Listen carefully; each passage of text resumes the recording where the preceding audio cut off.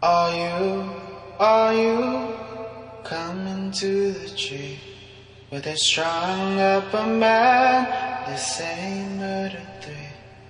Strange things that happen here, how stranger would it be if we met at midnight in the hanging tree? Welcome to Strange Things, broadcasting from the Raimundo Rios Mayo Library in Arkanasa. And welcome to Strange Things. I'm your host, Chris James. This is season number 1, episode 18, August 27th, 2016. Tonight, we'll be talking about vampires, blood-sucking fiends from beyond the grave. A vampire is a being who subsists by feeding on the life essence, generally in the form of blood, of the living. In Europe, folklore, vampires were undead beings that often visited loved ones and caused mischief or death in the neighborhood they inhabited when they were still alive. They wore shrouds and were often described as bloated and of a ruddy or dark countenance, markedly different from today's gaunt, pale vampire, which dates from the early 19th century. In other parts of the world, the vampire could be a living person, usually a sorcerer or a witch, or a formless demon. Well, that's one version. In other cultures, the vampire might have looked like a normal person or even an animal. The notion of vampirism has existed for ages. Cultures such as the Mesopotamians, the Hebrews, ancient Greeks, and the Romans had tales of demons, spirits, which are considered precursors to modern vampires. Despite the occurrence of vampire-like creatures in these ancient civilizations, the folklore for the 18th century, the folklore for today is a vampire originates almost exclusively from the early 18th century southeastern Europe, when verbal tradition of many ethnic groups of the region were recorded and published. Romania had the most effect on our modern version of the vampire. In most cases, vampires are revenants of evil beings, suicide victims, or witches. But they can also be created by a malevolent spirit possessing a corpse, or by being bitten by a vampire. Belief in such legends became so pervasive that in some areas it caused mass hysteria and even public executions of people believed to be vampires. One of the earliest accounts of vampires is found in an ancient Sumerian and Babylonian story dating to 4000 BC. The Ikimu is a type of Uruku or Utuku, a spirit or demon, who was not buried properly and has returned as a vengeful spirit to suck the life out of the living. According to the Egyptian text, the Pert Em Hru, Egyptian Book of the Dead, if the Ka, one of the 5 parts of the soul, does not receive particular offerings, it ventures out of its tomb as a kaha to find nourishment, which may include drinking the blood of the living. In addition, the Egyptian goddess Sekhmet was known to drink blood. The ancient fanged goddess Kali of India also had a powerful desire for blood. Now, Vlad Tepes, the one everyone equates with being a vampire, never was. There is no report of him ever drinking anyone's blood, and he never sold his soul to the devil. Bram Stoker admitted that he had based his character Dracula on the prince, who lived from 1431 till 1477. Even though Vlad Tepes only actually ruled Romania for about 10 years, he had a vast and far-reaching effect on the land around, to a point that he is considered a hero in Romania today. Jure Grando was a peasant from Istria, Croatia, who died in 1656. He allegedly terrorized villagers in the area for 16 years after his death. Official documents from that time name him as a strigon, which is the local name for a vampire. Jure Grando's case is important in vampire folklore, as it was the first time in history that the word vampire was officially applied to a person. According to locals, he would wander the village by night, knocking on people's doors. Whoever's door he knocked on would soon die. When he wasn't doing that, he was bothering his widow. Eventually people got tired of being terrorized by an undead monster, so a local priest went out to face him. Grando was no match for the priest, who warded him off with a cross. The priest and some of the villagers chased him back to his grave, dug him up, decapitated his corpse. Why didn't they just drive a stake through his heart, you may ask? Well, that's only good in the movies. See, originally, the stake was not used to kill a vampire. You would drive a stake through the vampire as a means to pinning him to the ground. So that way, when you did try to cut his head off, he wouldn't be quite so hard to manage. Yeah, the stake was only there to hold him in place. The way to actually kill a vampire, you had to decapitate him or set him on fire. Way back when I was a young'un, our family would take in a movie on occasion. The term, "these coming attractions are approved for all age groups," hadn't been invented yet. If you went to see a movie late at night, chances are you'd be treated to a coming attraction. Usually it was a Hammer film from England. And Hammer specialized in horror movies. They had vampires, they had Frankenstein's creature, they had werewolves, you name it, Hammer did it. Hammer was famous for using 55-gallon buckets of blood and splashing it liberally about the place. You're there to see a nice family entertainment movie, what would be considered a G-rated movie today, but first you're treated to a screen covered with blood, semi-naked females running about, people sucking each other's blood, people dying in horrendous ways, and then they'd show you the movie. Ah, that was then, but this is now. I have since that time seen every movie Hammer has ever made, usually on TV or DVD. Well, they're not quite as cool as they seemed way back then. Peter Blagojevich was a man from Serbia who died in the 1700s. According to some, he didn't really stay dead. Within 10 weeks of his death, 9 people had died suddenly from a mysterious illness, and prior to their death, they all accused Peter of throttling them in their dreams. Peter's own son reported seeing him in the kitchen 3 days after his death, demanding food. Before the son also died mysteriously. Peter's wife fled town after he'd shown up late one night demanding a pair of shoes from her. The army was called in. Peter's body was exhumed. It was reported that when they dug him up, he was still breathing, and he opened his eyes and looked around. A stake was hammered through his heart, and then his body was set fire and burned. The deaths and the dreams all ended abruptly. We'll be right back after these commercials and station identification, so don't go anywhere.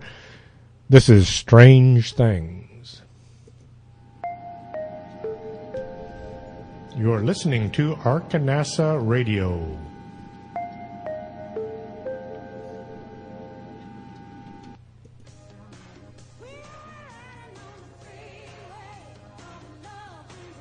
Do you have skin? Would you like to take better care of it? Call Lourdes James, independent beauty consultant, and set up an appointment. Call 723-3019.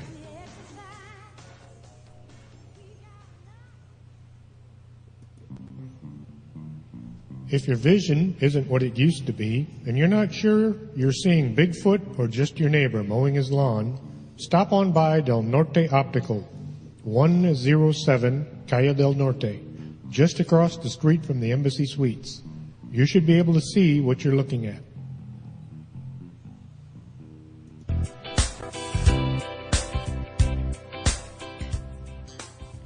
Looking for a great cup of coffee? Swing on by the Organic Man Coffee Truck, 1002 Eaterby Day, suite number 7. Not a coffee drinker? They have hot chocolate, hot tea, and sometimes muffins and cookies. It's a great place to meet your friends for a conversation or curl up in the corner with a good book. The Organic Man Coffee Truck. Life is too short to drink bad coffee.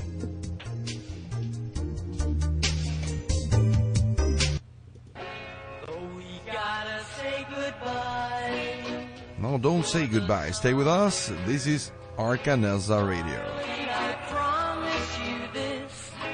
Quédate con nosotros. Estás escuchando Arcanesa Radio.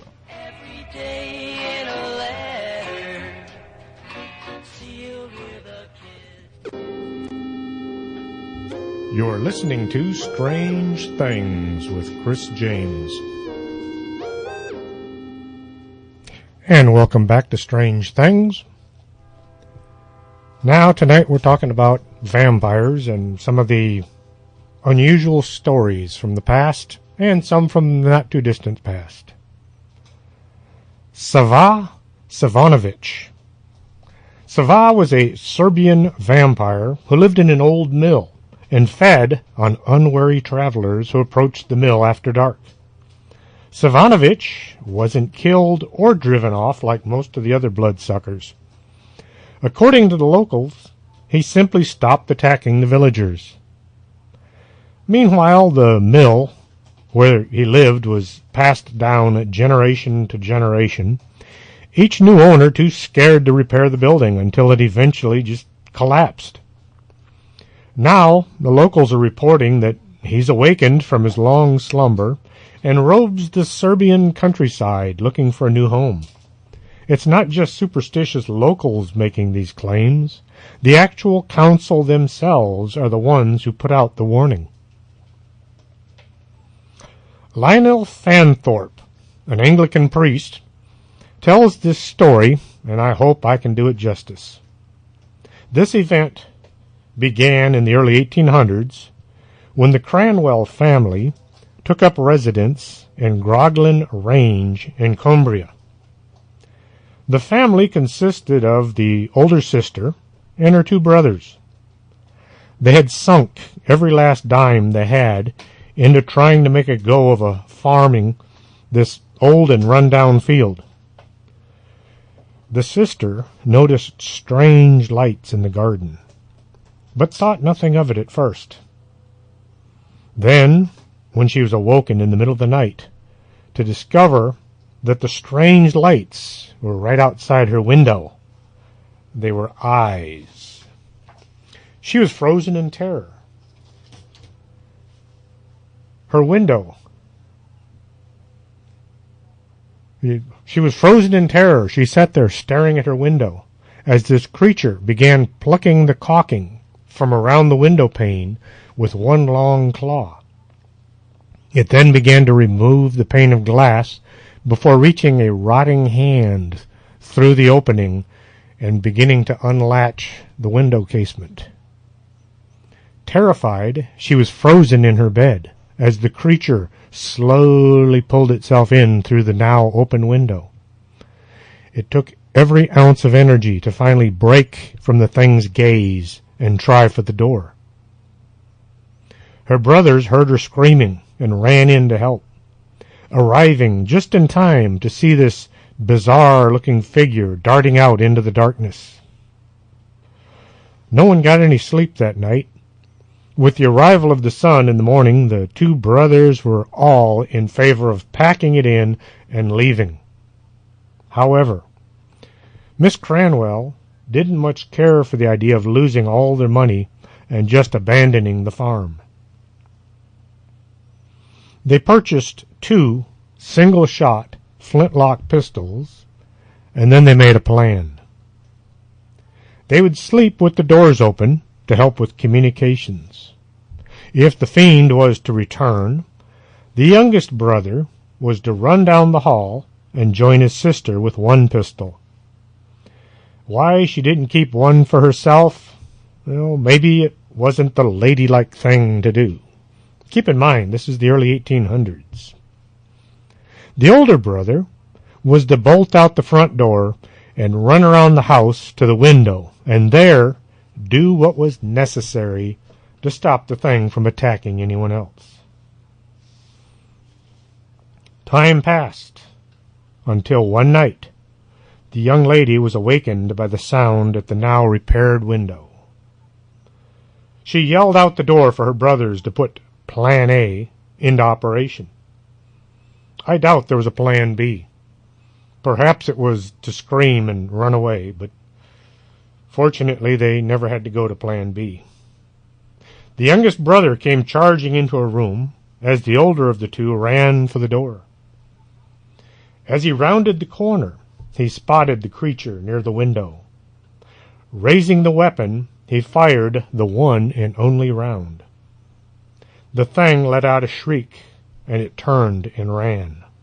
Older brother in hot pursuit. The thing led him away from the house and towards an old, disused church on the edge of their property. It slung open the door to the crypt and bolted inside. Holding an empty weapon, the brother didn't feel very brave, so he waited until sunrise and his sister to arrive, along with several of their neighbors. The posse forced open the crypt door and slowly made their way inside. There they found a half-rotted corpse with a brand-new bullet wound in its chest. The corpse was drug outside and set on fire. Now the story doesn't end there. Reverend Fanthorpe visited the location of the horrific tale. There he found an old abandoned farmhouse with a falling down church set well away from the buildings. The church had an old crypt that was missing the door. The Alnwick Castle vampire actually predates the term vampire. The events were recorded by an English chronicler named William of Newburgh. He reported the story of a man who died while spying on his wife. He was crouching on the roof and fell. He then returned as a revenant, a walking, rotting corpse, spreading plague in his wake. Eventually, a priest gathered some of his parishioners and found the vampire's grave. They opened it and stabbed the corpse with a shovel. Warm blood ran from the body and confirmed their suspicions that it had been drinking the blood of the living. Remember, this was almost 800 years before Bram Stoker's Dracula. They burned the body, and the attacks ceased. The very first work of fiction about a vampire in English was written by John Polidori. The book Vampire, which was published incorrectly under Lord Byron's name. Polidori, born 1795, died 1821, was Lord Byron's doctor, and he had based the vampire character on his boss. Kind of makes you wonder what kind of a boss he was if his doctor would use him as the villain of a book. The legend that vampires must sleep in coffins probably arose from reports of gravediggers and morticians who described corpses suddenly sitting up in their graves or the coffins. The eerie phenomenon could be caused by the decomposition process. A vampire supposedly has control over the animal world, and can turn into a bat, a rat, an owl, moth, fox, or a wolf. Now in the movies, whenever a man turns into a bat, he turns into a bat, just poof. Now you take a 150-pound man turning into about a 2 or 3 pound bat. What happens to the other 157 or 158 pounds of this guy? In a book I wrote, it's a book of humor called This Sucks. Whenever the hero turns into a bat, he turns into a 150-pound bat.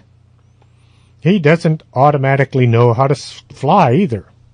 After all, as humans, we don't know how to fly. Something we have to learn. And exactly what muscles would you use to fly?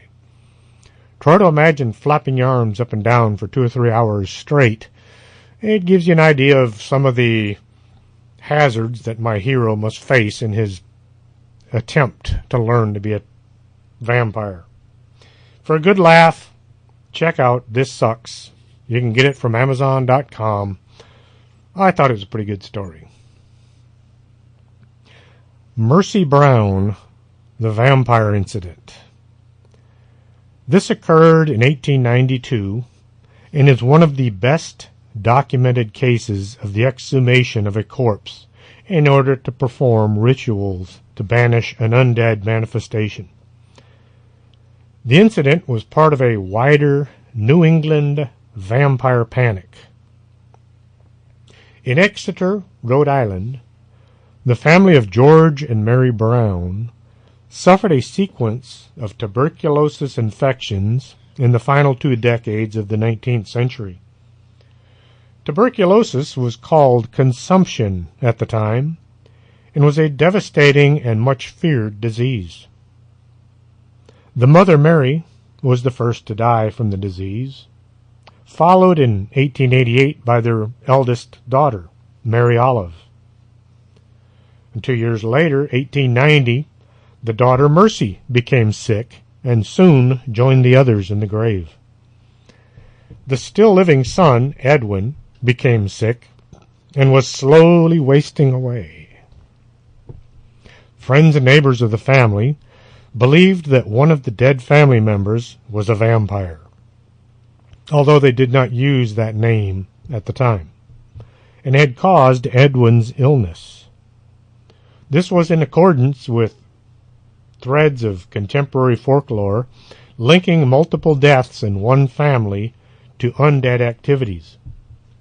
Consumption was a poorly understood condition at the time and the subject of much superstition. No one realized that if your relative had tuberculosis and you were there in the room with them day after day, week after week, caring for the sick relative, chances were pretty good that you were going to contract the disease as well. At that time, no one knew anything about germs or viruses, and no one had the slightest idea what to do to prevent a person from dying from tuberculosis or consumption. George Brown was persuaded to give permission to exhume several bodies of his family members. Villagers, the local doctor, and a newspaper reporter exhumed the bodies on March 17, 1892. The bodies of both Mary and Mary Olive had undergone significant decomposition over the years, but the more recently deceased Mercy, was still relatively unchanged and had blood in the heart and liver. This was taken as confirmation that the undead were influencing the family to become sick. Her lack of decomposition was more than likely due to the fact her body was being stored in a freezer-like condition in an above-ground crypt during the 2 months following her death. Mercy had died in the wintertime, and the ground was just way too hard to dig a grave. In instances like this, bodies were kept in crypts until the ground thawed and a proper burial could take place. Mercy's heart was cut out of her chest and burned. Then the ashes were mixed with water and given to her brother Edwin to drink in order to stop the influence of the undead. The young man died 2 months later. Good Lord, he had consumed part of his own sister. Kind of a cross between vampirism and cannibalism. What remained of Mercy's body was buried in the cemetery of the Baptist Church in Exeter after being desecrated thusly. Vampires were never allergic to the sun. Not until 1922, when F.W. Murnau released his movie Nosferatu. See what had happened. This director wanted the film to be as eerie as possible, so he packed up the film crew and all the actors and he took them way out into the hills of Germany, out near a castle. And he filmed on-scene locations. He spent an enormous amount of his budget building a ship for a few scenes in the movie. Now try to imagine they have built a sailing ship out in the mountains of Germany, out in the forest, just to make this movie. This is back when everything had to be done by hand. Well, by the time they had made most of the movie, they suddenly realized they were out of money.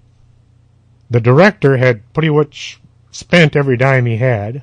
He was unable to pay the actors. He was unable to pay the help.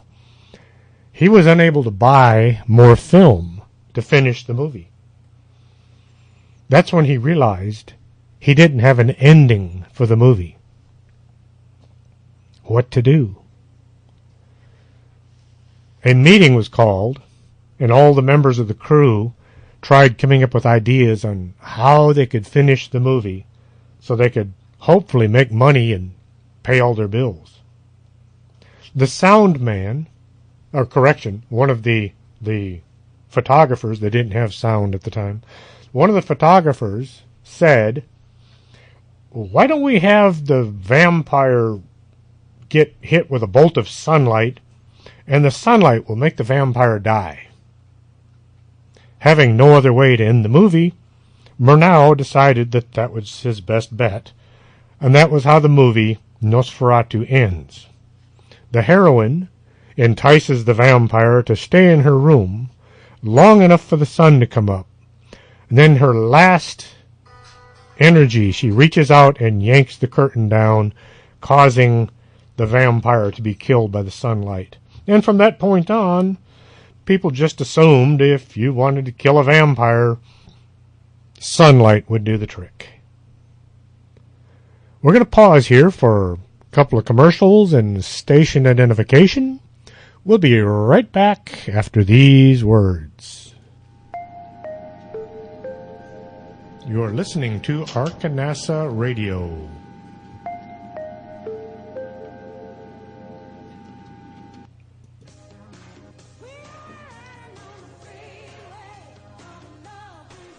Do you have skin?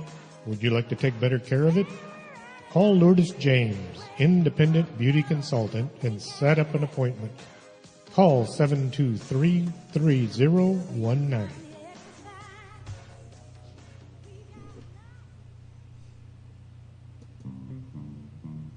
If your vision isn't what it used to be, and you're not sure you're seeing Bigfoot or just your neighbor mowing his lawn, stop on by Del Norte Optical, 107 Calle del Norte, just across the street from the Embassy Suites. You should be able to see what you're looking at.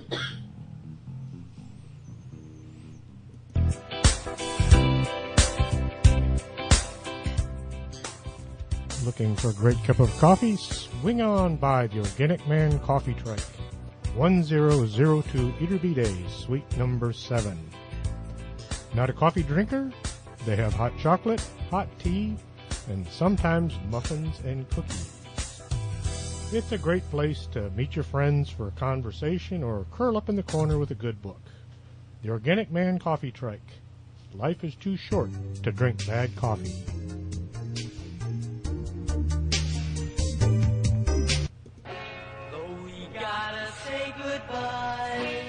No, don't say goodbye. Stay with us. This is Arcanesa Radio.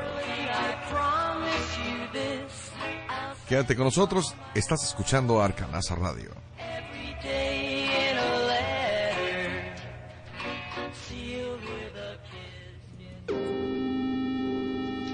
You're listening to Strange Things with Chris James. And welcome back. Tonight we're talking about vampires and some of the less than savory things that have happened in the past. Now, we were talking about the movie Nosferatu. If you read the book Dracula and then watched the movie Nosferatu, you'd say that movie is Dracula. Murnau had waited until Bram Stoker was dead and then simply used his story. Never mind about copyright laws. Well, Bram Stoker's widow, when she realized that her husband's work had been stolen, did everything she could legally to see to it that the movie Nosferatu disappeared. She took him to court. She won. International copyright law said, hey, that movie is a violation of copyright. You have to get rid of it. So F.W. Murnau was forced to destroy his movie. However, fortunately for those of us that like to watch good movies, even if they are silent and black and white, several copies of the movie managed to survive and not be destroyed. If you get a chance today, it's well worth the effort to check out Nosferatu. You can find it on DVD or YouTube, several other ways of watching it without having to expend any of your hard-earned cash. Now, the movie The Shadow of a Vampire, which was released in 2000, starring John Malkovich as F.W. Murnau and William Dafoe as Max Schreck, a.k.a. Count Orlok. Well worth watching.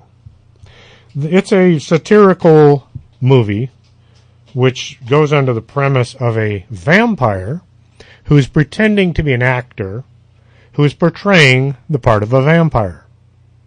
And he has a hard time keeping his less than savory urges under control. A lot of the story is pretty accurate as far as the making of the movie goes. It also has some bizarre twists and turns. So if you get a chance, check out the movie Shadow of a Vampire, one of the better vampire movies ever made. The best way to deal with a vampire, of course, is to prevent them from coming back in the first place.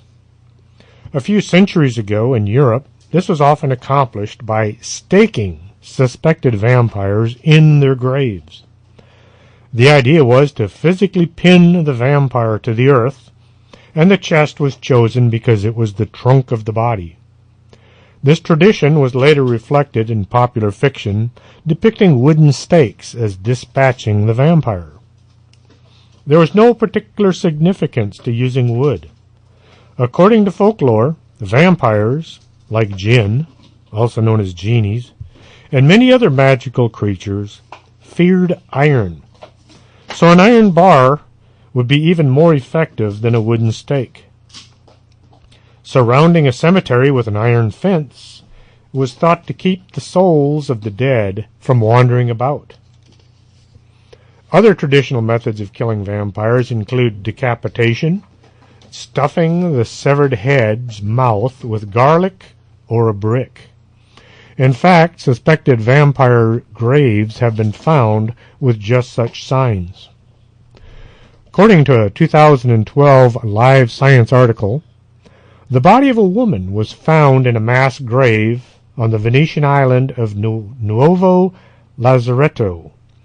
Suspecting that she might be a vampire, a common folk belief at the time, gravediggers shoved a rock into her mouth to to prevent her from chewing through her shroud and infecting others with the plague. In 2013, archaeologists in Bulgaria found 2 skeletons with iron rods through their chest. The pair are believed to have been accused of vampirism, according to an article in Archaeology magazine. If you're a fan of the show Expedition Unknown with Josh Gates, when the episode Hunting Vampires, it shows Josh as he explores the history of vampirism in Romania and Bulgaria. In the show, he's treated to a look at a grave site where a vampire is supposed to have been impaled and buried. Not all vampires drink blood. There is such a creature known as a psychic vampire. Have you ever been in a group of people and suddenly you realize you start to feel drained, as if all your energy has been stolen or taken away from you? It could be you're being pulled on by a psychic vampire. And sometimes the psychic vampire is not even aware that they're doing this.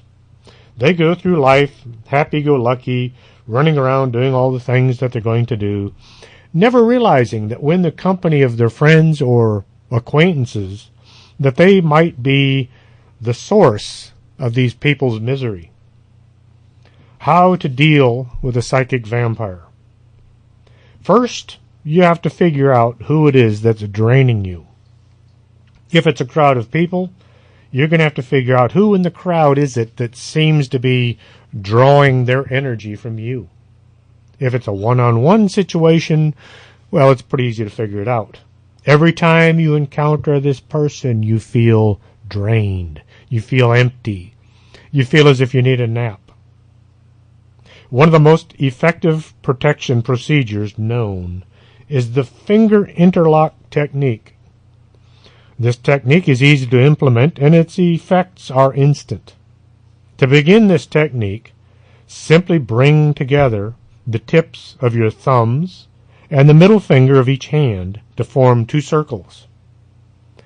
Now bring your hands together to form 2 interlocking circles, making a chain with your fingers, while envisioning your body enveloped in a bright sphere of impenetrable energy. Finally, relax your hands and simply affirm, "I am now energized and fully protected." This simple, inconspicuous technique requires only seconds and can be used almost any time or place. With practice, you can use the finger interlock gesture alone as a cue to instantly activate the effects of the full procedure. Others say simply envisioning your entire body being surrounded by bright white protective light will do the same. Try it next time you start to feel as if someone is sucking the energy out of you. Either the finger lock method or simply envisioning yourself surrounded with a bright white protective light. They also say that the color purple in clothing will help you protect against a psychic vampire. Now, why purple, you may ask? If you look at the colors of the chakras, the 7th chakra, which is over your head, is colored purple. This could have a bearing on the fact that it is protecting your mind from the effects of the psychic vampire. The old and trusted standby, the quartz crystal, has also been shown to be effective. It has almost unlimited potential as a psychic empowerment tool. I used to carry a large chunk of quartz any time we had to do a jail search. I'd have it in my pocket, just in case. Once the crystal has been exposed to negative energy or warding off the energy suckers, you need to clean it. Use a glass of salt water to flush out the bad stuff. Just leave it soak overnight. The Muppet vampire, Count Von Count from Sesame Street, is based on an actual vampire myth. One way to supposedly deter a vampire is to throw seeds, usually mustard seeds, outside of the door or place fishing net outside a window. Vampires are compelled to count the seeds or the holes in the net, delaying them until the sun comes up. Apparently, vampires are supposed to have obsessive-compulsive disorder. I don't think I'll be using this one. The idea of my life depending on a handful of seeds thrown on the ground is just a little too weird. If you're a fan of The X-Files, the episode where Mulder was being chased down by a pizza delivery vampire, he throws a handful of seeds on the floor, and then the vampire is like, oh great, now I got to get down there and count them, which he immediately does. That's the only way Mulder was able to escape from the vampire. Apparently someone in the writing department is doing their homework.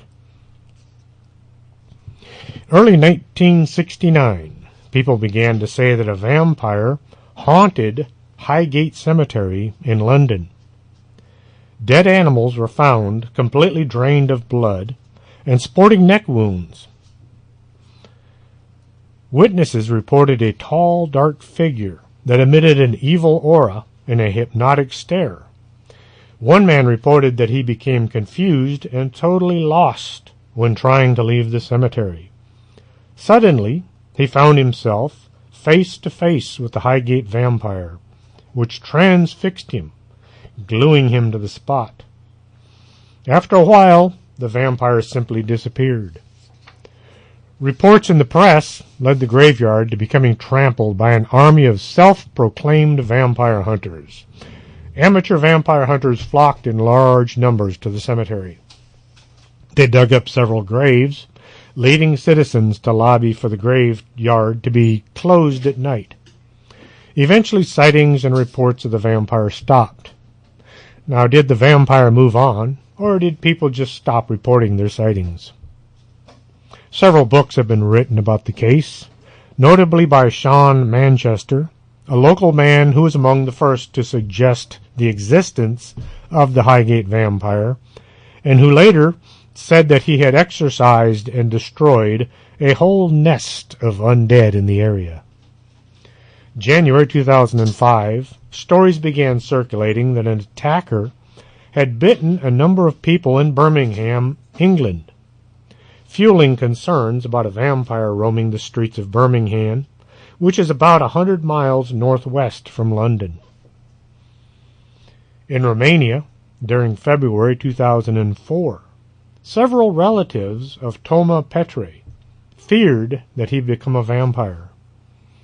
They dug up his corpse, tore out his heart, burned it, mixed the ashes with water in order to drink. Sounds like the Mercy Brown case. The culprits were arrested and given 6-month suspended sentences. Josh Gates managed to interview one of the men on his TV show about hunting vampires. 2006, a physics professor at a University of Central Florida wrote a paper arguing that it is mathematically impossible for vampires to exist based on geometric progression. According to the paper, if the first vampire had appeared January 1st, 1600, and it fed once a month, and every victim turned into a vampire, then within 2.5 years the entire human population would have become vampires. This might have made sense if everyone bitten became a vampire. Maybe the head vampire didn't want too much competition around the village, so he only transformed a select few. If you find a really good fishing spot, you don't tell anyone, or your spot will become overfished, and you'll have to go looking for a new spot. No one has ever claimed that vampires were idiots. One of the more notable cases of vampiric entities in the modern age, the chupacabra, the goat sucker of Puerto Rico and Mexico, is said to be a creature that feeds upon the flesh and drinks the blood of domesticated animals, leading some to consider it a kind of vampire. Consider this. If the chupacabras was a member of the undead, and it only comes out to feed. Would this make finding the bloodsucker just that much more difficult? Vampirism and the vampire lifestyle has become a part of modern-day occultist movement. People just love dressing up and wandering around looking like Bela Lugosi.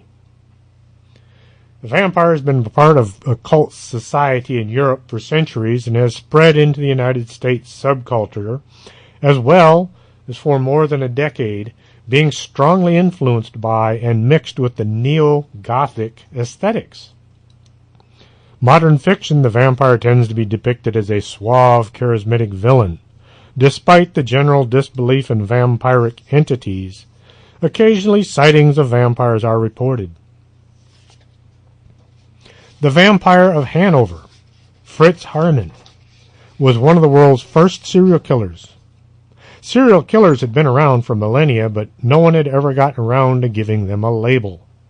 And Fritz was one of its most prolific. Between 1918 and 1924, he murdered at least 24 people, many of whom he killed by biting through their necks. December 19, 1924, Harriman was sentenced to death by guillotine for his crimes. He was beheaded April 15, 1925, and so that scientists could study Harriman's brain, his head was preserved in a jar. It is kept at the medical school in Göttingen, Germany. The Atlas vampire is the nickname given to an unknown assailant who committed the unsolved vampire murders, also known as the vampire murder case, in Stockholm, Sweden. May 4th, 1932. 32-year-old Lily Lindstrom was found murdered in her small apartment in Atlas area of Stockholm. She'd been dead for about 2 or 3 days before the police broke into her apartment. She had suffered blunt force trauma to her head. The detectives noticed a gravy ladle was found at the scene, and on further inspection of the body, they realized her body had been drained of blood. Police suspect the implement was used by the perpetrator to drink Lily's blood. The murder remains unsolved today. We're going to take a brief pause for some commercials and station identification. We'll be right back after these words. You're listening to Arkanasa Radio.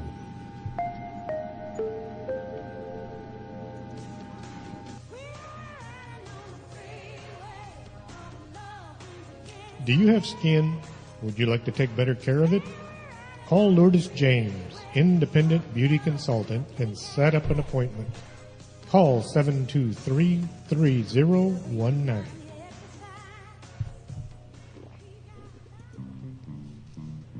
If your vision isn't what it used to be, and you're not sure you're seeing Bigfoot or just your neighbor mowing his lawn, stop on by Del Norte Optical, 107 Calle del Norte, just across the street from the Embassy Suites. You should be able to see what you're looking at.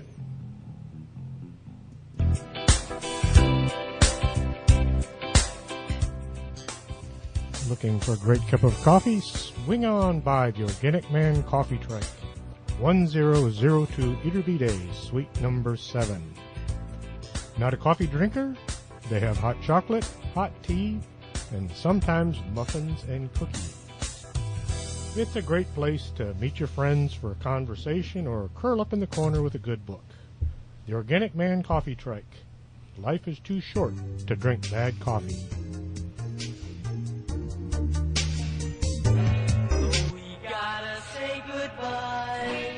No, don't say goodbye. Stay with us. This is Arkanasa Radio. Quédate con nosotros. Estás escuchando Arkanasa Radio.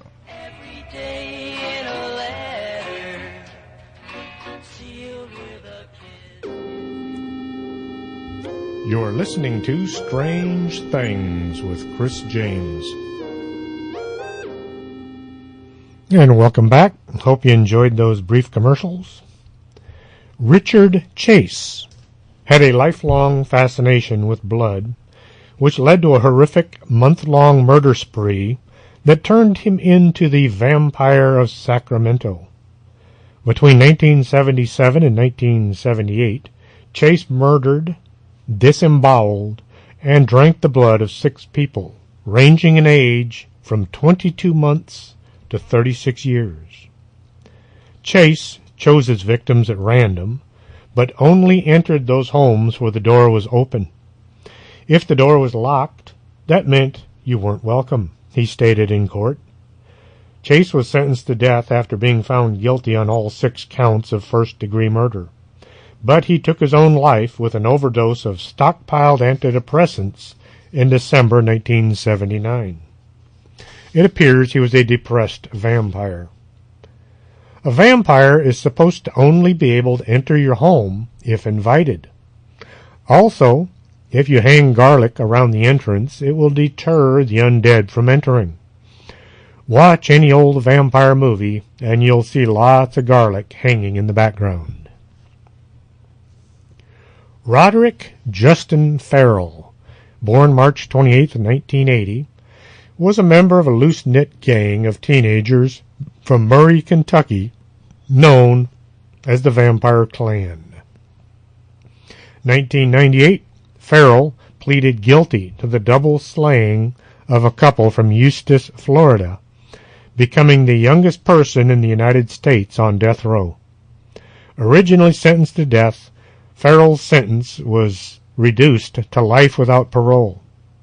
Farrell told people he was a 500-year-old vampire named Visago, a character he had created for himself after becoming obsessed with the role-playing game Vampire the Masquerade. Alan Menzies was obsessed with the 2002 vampire film Queen of the Damned, which he had borrowed from his best friend Thomas McKendrick. Watching it up to 3 times a day, Menzies began to believe that the main character, Akasha, was real and wanted him to kill someone so that he too could become a vampire. "I knew I had to murder someone," Menzies said at his trial. He decided on McKendrick after his friend insulted Akasha, prompting Menzies to stab him 42 times, hitting him with a hammer, drinking his blood, and then consuming parts of his brain. Menzies died in prison of an apparent suicide just over a year after being sentenced to life. A closed and shuttered Hooters restaurant may not be the first place you'd think of as a vampire lair, but it's where 20-year-old Josephine Smith attacked a 69-year-old homeless man in 2011 as he slept in St. Petersburg, Florida. Smith told the man, "I am a vampire. I am going to eat you," before she tried biting off pieces of his face and arms. The victim managed to escape and call police, who found Smith covered in blood at the crime scene. Smith claimed she had no memory of the attack. She was only charged with assault and served her sentence. Once back out amongst society, she didn't behave so well. Escambia County Sheriff's deputies arrested Josephine Smith of Pensacola on Tuesday afternoon after she attacked her boyfriend Earl Wayne during an alcohol-fueled argument, Sergeant Andrew Hobbs told the Daily News. Smith tried to kick out the window of the police cruiser and started babbling about the bloodthirsty mythical creature again en route to being booked. If anyone is interested, Josephine is still single. July 6, 2001. A murder trial, which has horrified Germany with stories of devil worship and vampirism, took place. Self-styled Bride of Satan drank human blood while visiting Britain. Manuela Ruda and her husband Danielle were accused of murdering a 33-year-old man beneath a banner which read, When Satan Lives. The couple then drank their victim's blood before making love in one of the two matching silk-lined coffins that they slept in. The couple are accused of sacrificing the man they'd picked up and lured to their flat. The victim, Frank Hagen, was killed with a hammer and a machete. Ruda, 23, and Daniel, 26, believed they would be reincarnated as vampires. They sacrificed goats and chickens in the woods around their home before graduating to human prey. The judge said the couple were humans and not monsters, and sent them to a psychiatric hospital rather than jail. Daniel Ruda was committed to 15 years, and Manuela was committed for 13 years. 100 years from now, will historians look back at these reports and say, our world was rampant with vampires? Will all these folks pretending to live as vampires be thought of as real-life, undead creatures? Bela Ferenc Deso Blasco, born October 20th, 1882, the youngest of 4 children, was born in Lugoj, the Kingdom of Hungary, now known as Lugoj, Romania, not too far from Transylvania. He later changed his last name to that of his hometown. He went by the name Bela Lugosi. At age 12, Lugosi dropped out of school. He began his acting career somewhere around 1901. His earliest known performances are from provincial theaters, playing small roles in several plays and operettas. He went on to Shakespeare plays and other major roles. Moving to Budapest in 1911, he played dozens of roles with the National Theatre of Hungary. One role he mastered was that of Jesus in the Passion Play. The man who became famous as the Prince of Darkness started out as the Prince of Peace. During World War I, Bela Lugosi served as an infantryman in the Austro-Hungarian Army from 1914 to 1916. He rose to the rank of captain in the Ski Patrol and was awarded the Wound Medal for wounds he suffered while serving on the Russian front. Here in the United States, we would refer to it as the Purple Heart. Due to his activism in the Actors' Union in Hungary during the time of his Hungarian Revolution in 1919, Bela was forced to flee his homeland. He first went to Vienna and then settled in Berlin, where he continued acting. Eventually, he traveled as a crewman aboard a merchant steamer and wound up in New Orleans. Lugosi was approached in the summer of 1927 to star in a Broadway production of Dracula, adapted from the Bram Stoker's novel. The Horace Liverwright production was successful, running 261 performances before going on tour. When the play ended its run on the West Coast in 1928, Lugosi decided to stay in California. His performance piqued the interest of Fox Studios. In 1929, he appeared in the studio's silent film The Veiled Woman. He also appeared in the now supposedly lost film Prisoners, which was released both in silent and in a sound version. 1929, with no other film roles in sight, Bela Lugosi returned to the stage as Dracula for a short West Coast tour of the play. Lugosi remained in California, where he resumed his film work, appearing in early talking pictures, usually as the heavy or villain. He also continued to lobby for his prized role in the film version of Dracula. Despite his critical acclaim performance on stage, Lugosi was not Universal Pictures' first choice for the role of Dracula when the company optioned the rights of the play and began production in 1930. A persistent rumor asserts that director Todd Browning, longtime collaborator and friend Lon Chaney, was Universal's first choice for the role, and that Lugosi was chosen only due to Chaney's death shortly before production.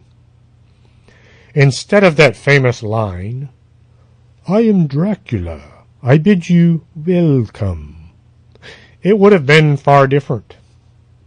"Howdy, partner, I'm Dracula, welcome to my castle."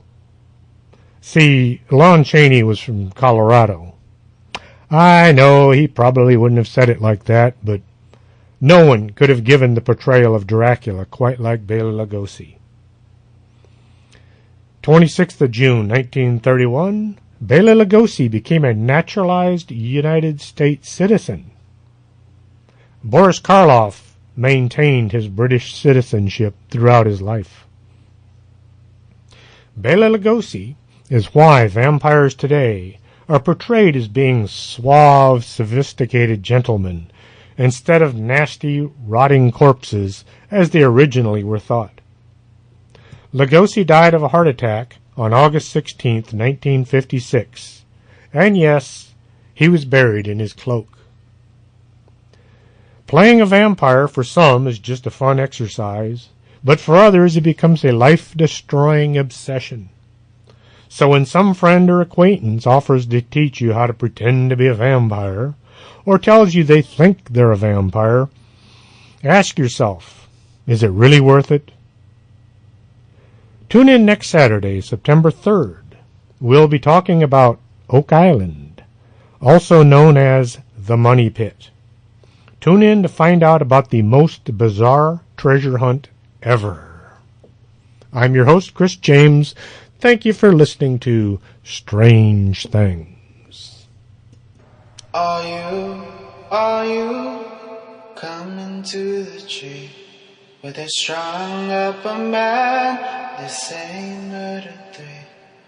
Strange things that happen here. How stranger would it be if we met at midnight in the hanging tree?